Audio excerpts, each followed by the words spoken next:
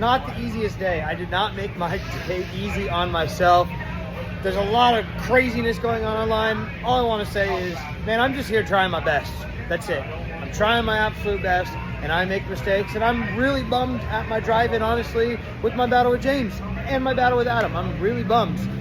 I'm just trying my best. I'm trying to get better, and all of these dudes are so freaking good that it is difficult because everyone is a freaking hitter.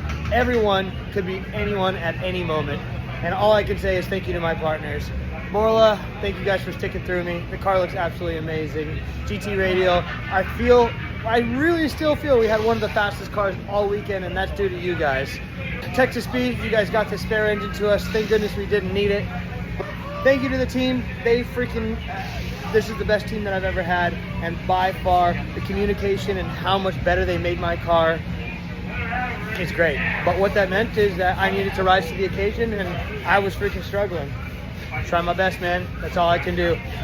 Onward, onto the GT Radial factory and ride-along tour. It's going to be a blast. We're going to be able to give some of the people who make tires and who make drifting possible rides. So I'll see you guys at the factory.